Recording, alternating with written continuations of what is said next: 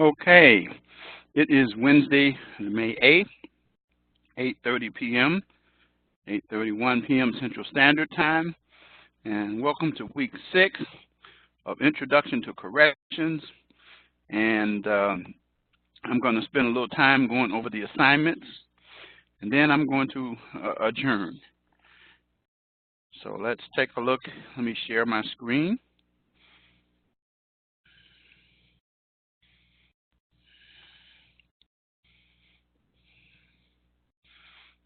Okay, I'm going to scroll down because you're familiar with this material and information. Let's go down your rubrics. We'll go over that. And this is a reminder that we have, this is week 6. So now we have week 8 and week 10, 2 more lectures to go. Here are the recordings for week 1, week 2, week 4. And at the end of the evening, I will provide you with week 10. Okay? And I keep reminding you about the course project and telling you the link, which is right here too, but I put in a special announcement to help some of you because still there are questions that are coming in about the course project. So now let's take a look at what we have for this week. The prison experience, male versus female. And you were provided with the PowerPoints for chapter 6, 8, and 11, which coincides with the text that you need to do the reading and complete the activities classification, myth versus fact, and then some thoughts from a prison lieutenant as we go and adjourn. And then remind you that your discussion assignment, issues unique to female inmates. The initial post was due yesterday, 11:59 p.m. Central Standard Time, and the reply post is due Saturday at 11:59 p.m. Central Standard Time. Finally, the written assignments, there are 2. 3 issues in male prisons today, and then the Stanford prison experience. I'm going to go over the rubrics to remind you what you have to do. These assignments are due May 12th, which is Mother's Day, at 11:59 p.m. Central Standard Time. Then you know about my motto. So now let's go take a look at the calendar. See the course calendar says. And you can see where we are here. We're right here. Week 6 started out with your reading assignment, just what I had talked about here. And then your initial post was due yesterday. And then your reply post due Saturday. And then your 2 written assignments are due on the 12th. Okay? And then there is no lecture next week, so you got your reading assignment for the 13th. And then you have your initial post due Tuesday, the 14th, programming and classification. And then your reply post due the 18th. And then your written assignment that's due, and that is a written assignment. And then, because that's week 7, you have a course project, which is the interview report. Now, I'm going to tell you that I'm going to go over that before we adjourn tonight. Okay? So that's the calendar. You can always look at that. So now let's take a look at week 6. Again, the assignments. 2 written assignments. Notice the first, prepare a 2-page paper that does the following: explain the top 3 issues in male prisons today, You want to make sure you provide that. A 2-page paper, remember that. And then your written assignment, the Stanford Prison Experience. Now you want to make sure you use the video or the movie and answer these questions. And let's go back and let's look at the module for this, due Sunday, and here's the rubric. Again, it tells you up front, it's a 2-page paper and to deal with these issues. It tells you to get 15 points. To get 5 points, you're going to do it in paragraphs, no typos, no misspellings. Again, it's 2 pages, reminds you as a minimum. And then your citations in the body and references in the end, and make sure you don't use sources like Wikipedia. And that's how you get your points. All right. So now let's go look at the second written assignment, and that is the Stanford Prison Experience. Again, it's due Sunday. This one here is a minimum 1 page. Now, after you view the website and look at the information, you're going to answer the questions. You're going to have citations in the body and references at the end as well. Make sure you do so, and make sure it's at least a minimum. Make sure you run your papers through Grammarly so you'll get caught with a Grammarly hit as well. I don't have to elaborate on that because you know at this point about that. And then your discussion issue, which you guys have already started working on. And those are the assignments for week 6.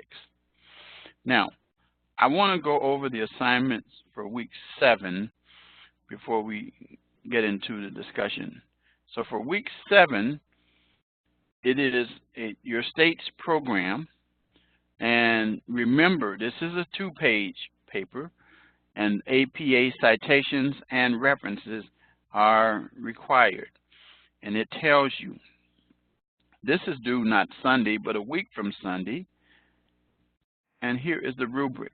Make sure. I always stress paying attention to the rubric. All too often, students don't pay attention to the rubric because some of you don't even bother to listen to this lecture. That's pretty short, but it's still helpful, and it reminds you before you start your assignments.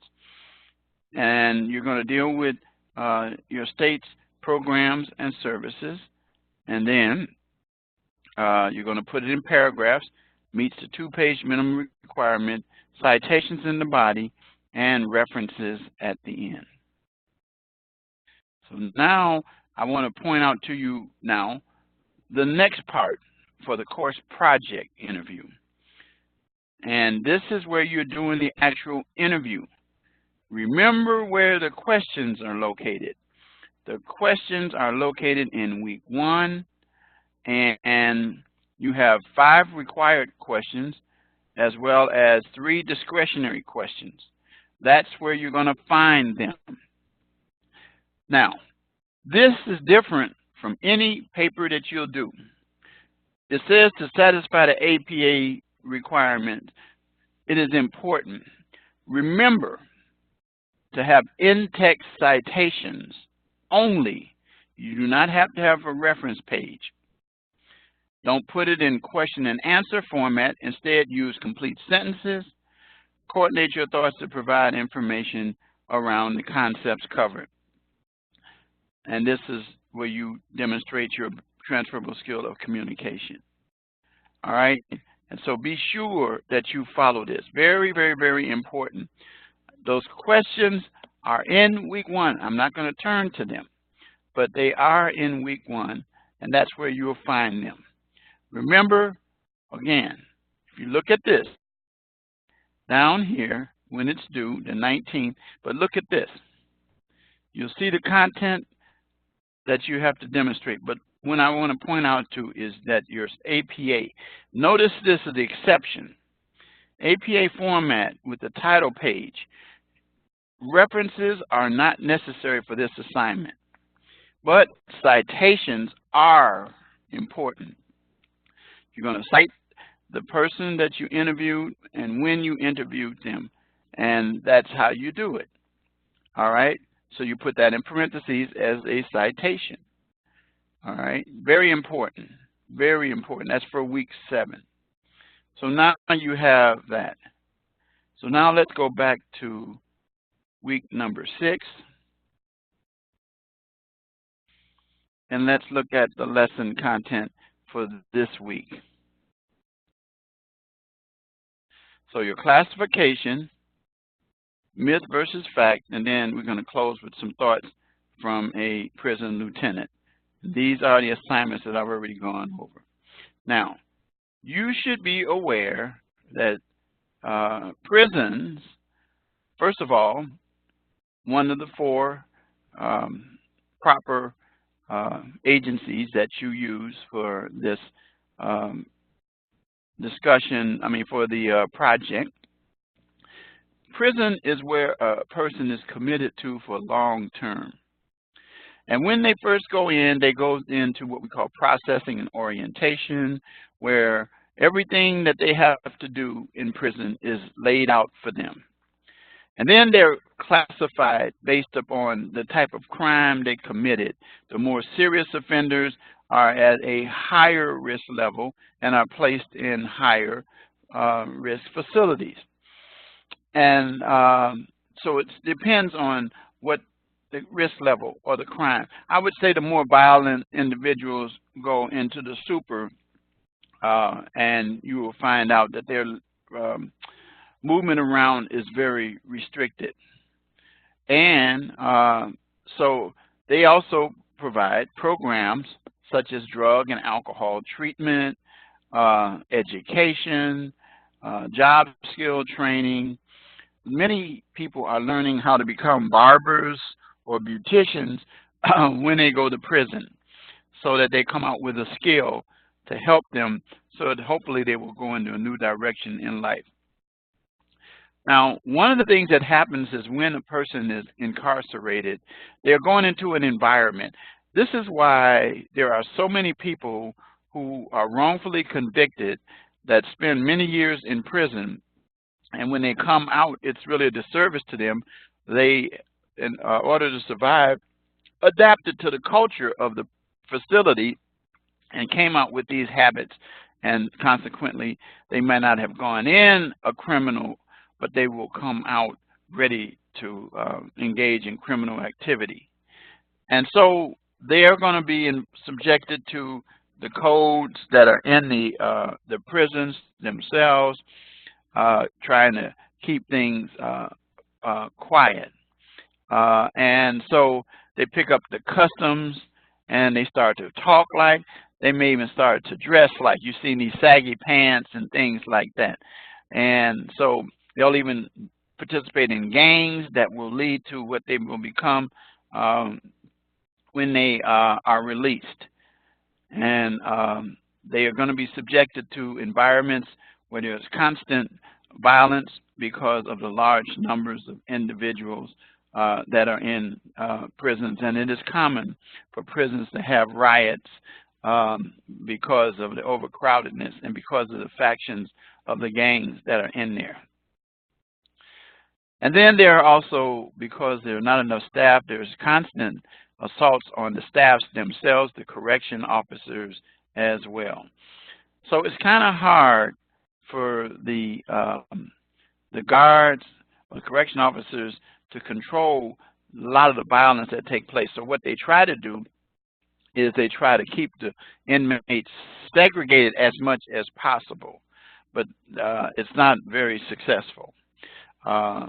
One of the things you should know is that individuals who go in commit sexual offenses, such as rape and things like that, they'll incest or either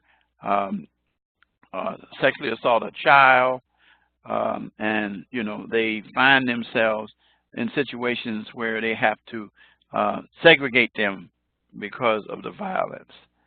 And so because of the prison violence and their sex issues that take place, legislation was provided in 2003 called the Prison Rape Elimination Act. Now, the problem with this is that it doesn't matter what kind of laws that are placed on the books, the violence is still going to occur, and it's still going to be a problem that occurs for many, many years involving prisons.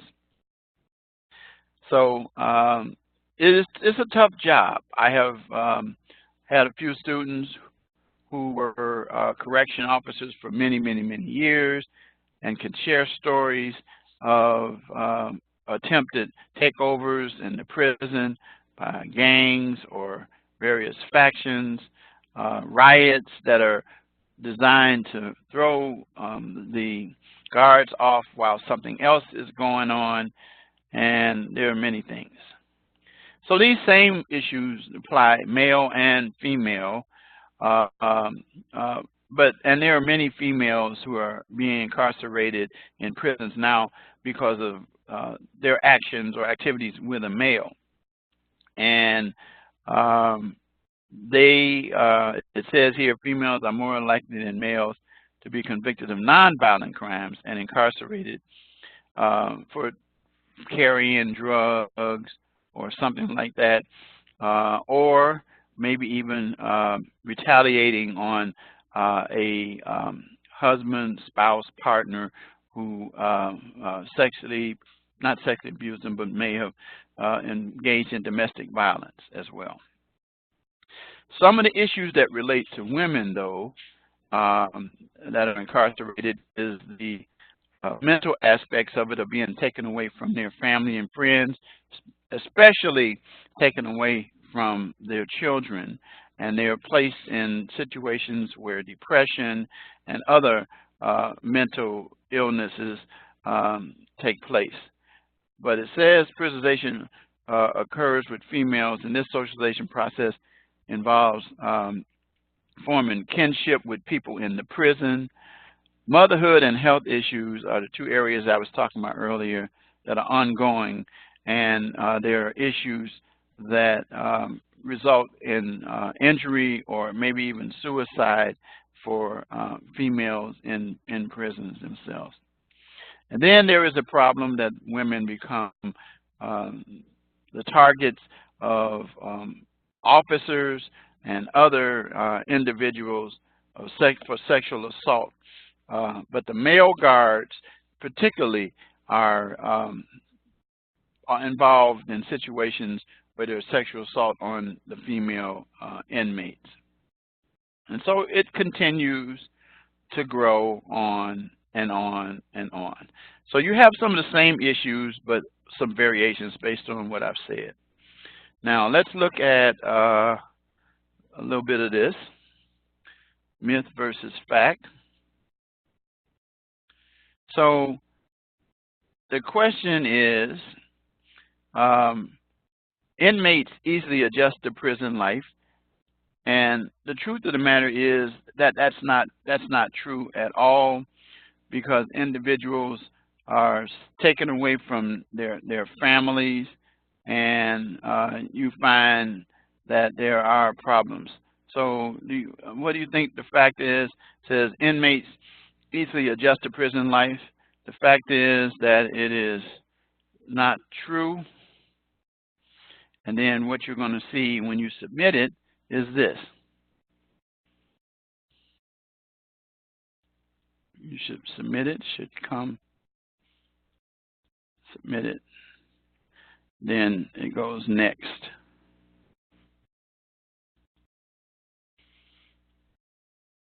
What do you think the facts are? Prisons are controlled and inmates are closely monitored. We already have addressed that issue. Contraband is rare. It is the opposite. Contraband is often brought in by visitors and, unfortunately, by correction officers to earn a little money. I had a young man I represented one time who was charged with bringing magazines in to inmates. They were sports magazines. And so the problem is that those magazines had been soaked in drugs, PCP or something, And what the inmates would do, they would get the books, and then they would pretend they were reading them, but they would chew the pages and they would get high. So that's contraband, how it comes. Other weapons come in and those kind of things. Most inmates are sexually assaulted, particularly when new to an institution. So it says myth versus fact, and that does happen. That does happen. Due to tight control, assaults are rare. You already know the answer to that because we discussed that. That's not true. Prison guards enjoy their power and fight rehabilitation efforts. More and more prison guards are operating and taught to work in terms of rehabilitation and less on the power of an individual, try to help individuals to go in a new direction in life. Women are seldom sent to prison. That is on the rise. We already talked about that. Female inmates from quasi-family units in prison include same-sex relationships. That is true, and especially now it is more and more common. The majority of female inmates are young and unattached. That is not true. It is actually the opposite because they have families, children, some even have spouses and significant others. And that's the end of that exercise. Okay, so you can always go back and you can see that. So now I want to share with you some thoughts from a prison lieutenant. I'm going to open up this video, and then I'm going to take my period. It's about 7 minutes or 8 minutes long. So listen to the issues, and I'm going to take my camera.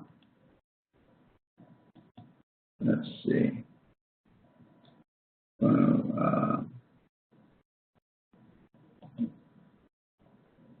Stop my video, and then you can be concentrating on this. Steve Zubzok, I'm the corrections lieutenant at the Minnesota Correctional Facility in St. Cloud, which is our intake facility for the whole department of Minnesota. I've been at the department for 28 years. I started as a corrections officer, promoted to corrections sergeant, and now in my current position, corrections lieutenant. I am also the team leader for our special operations response team, and I also do a lot of training in that. So what do you need to be a corrections officer? What are the minimum requirements? GED or high school diploma. You apply online, and then they set up the testing. The test consists of a writing component and a video component. If you pass that test, you are granted an oral interview. A series of questions, they all get scored, and you pass that. Then all candidates pass that will fill out a form for a criminal background check, predatory offender check, and a criminal history check. So then they'll start doing that. If you pass all those, then you get offered a job. You get on a list to get offered a job. You need to be can't be incarcerated within the past year, and if you were, you need to provide documentation that you're off supervised parole or release time, proving that that's been completed. Okay, so you do not need a 2-year degree or any experience. High school is sufficient. Yes. Okay. And then once you get hired, you have to pass physical exam, drug testing, TB testing, and then once you pass all that, you do 6 weeks of an academy, and then first year of employment is probation. Okay, so lots of training that goes along, on-the-job training that goes along with this. Yeah, vast majority of that first 6 weeks is on the job, and then after that, you start on a lot of job shadowing stuff. Okay, so if I were hired as a correctional officer, is there a typical day, or what would my day look like? Well, you drive to work, pick up your radio, your keys, you put on everybody has to wear a utility belt with minimum cuffs and chemical irritants. You report to your post and you could work anywhere from a living unit to a security control center to supervising an offender crew. There's a lot of different posts for officers. The average day is a lot of observation and can seem to be boring at times, but that can escalate to very dangerous and wild times in a split second. A lot of our situations are just dealing with officer presence, communication skills, verbal directives. We immediately get our compliance that way. If that doesn't work, we go up to the force continuum all the way up to hands-on, chemical irritants, intermediate weapons, whatever it might be. And it's not uncommon. We have fights quite regular. We deal with a lot of incompatibility issues and people getting extorted and just ongoing. Okay, so you mentioned that you were the intake facility. So do you classify inmates? Can you talk about that and what level of security is this institution? The security levels for the institutions go 1 through 5, with 1 being the minimum, 5 being max. They determine the facility's security levels with operational needs and structural needs. For instance, a level 4 has requirements for mandatory armed outside patrol, or you might have secure perimeter mandates for armed officers on the wall, things like that. So once you have designated facilities, when they come into our facility, they're seen right in the intake area, they're fingerprinted, they're asked a series of questions, they take pictures of tattoos, they see health service right away, and then they're brought into the intake unit, which is an area I supervise. We spend about 30 days in there. They go through orientation. First full day they're there, and then they're seen by health service, psychology, alcohol, drug and assessment, education testing. A lot of things going on to help their classification. Within the 14 days, first 14 days, their case manager should enter data relevant to their classification score. And their classification score is a number, and it's a factor of your current criminal conviction, what that is, your past criminal history in the last 10 years, your behavior in prison in the last 5 years, and then there are blocks in the classification. For instance, if you have life without parole, you cannot go below level 5 no matter what. So it doesn't matter any of the other factors. So within the 28 to 45 days, the classification officer and PRT team meet, they give you a score, and that'll determine your classification. At that point, we'll decide by classification, treatment needs. There's a number of factors of what facility you need to move to, and then we'll transfer from there. And it's not uncommon for us to get 40 offenders in a day and go 40 out, so it can be very busy. So the intake part doesn't happen in a day or two. It actually takes a few weeks. Yeah, when they come into E-House, they probably spend approximately their first 30 days in that intake unit, then they move to the next unit. Sometimes they can transfer right from that house. Probably in about 3 weeks, they're done with most of their intake needs, all their assessments and testing and stuff like that. You talked about a lot of things that a correctional officer might do, and in our text we've talked a lot about professionalism and issues related to just being healthy as someone who works in this field. What contributes to correctional officer professionalism?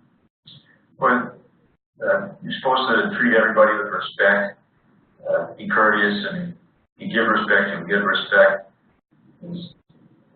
People that seem to be successful in this career have the ability to deal with the stress that we have in this type of environment. They have a way to deal with it away from work also. They tend to take the high road in tough situations. Do you have advice for students today who are interested in going into this field? Yeah, most people that are good corrections officers are good observers, they're good communicators, they have good de-escalation skills. I mean, these people are incarcerated, but they are human beings, and treat them as such. As long as that's what they command at the time, if they escalate beyond that, that's another situation. But those are the people that are most successful. And like I said, there are a lot of rewards as far as dealing with people, and sometimes it can make a difference in situations. But keep in mind we go from can be very boring and can get complacent to very exciting in a split second. So you see a lot of different things around here. Really, even though it seems dull, there never is a dull moment around here. Okay, thank you. Well, you can see that in this situation, in this scenario, there are a lot of issues there. Communication is very important. We talk about that constantly, being able to communicate written and orally.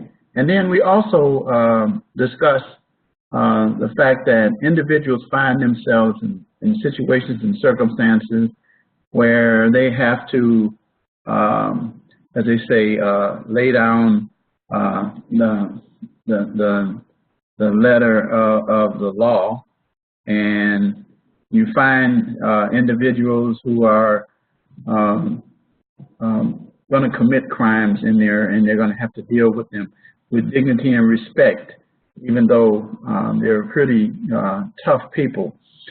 Also, one of the things I do want to add is that they talked about the high school requirements. More and more prisons, though, will tell you if you apply for positions that they're looking for now individuals with associates and bachelor degrees because they want the more professional individuals. This guy's statement was high school, but yeah, that's the way it used to be, but it's moving in the direction where it is important that if you want to seek promotion, as I've seen some of my former students do so in terms of corrections in prison, that's what they did, and they've been very successful at that. So it is very, very, very, very important. And so that's all I really want to share with you tonight. Remind you again that next week, week 7, there is no lecture. The next one will be week 8. And I also want to remind you that of how the project for week 7 is going to be your interviews. You have the 5 questions, and then there are 3 questions of your own. And you don't, just name them 1, 2, 3, 4, just to, count them, but you would do them by paragraph form. Provide answers, not just short answers, but detailed answers. Provide citations in the body of the paper. References are not necessary, and that's for interviews only. Other than that, the other assignments are citations in the body and references at the end. So with that, I'm going to adjourn this session, and I'll see you in a couple of weeks. Have a good evening.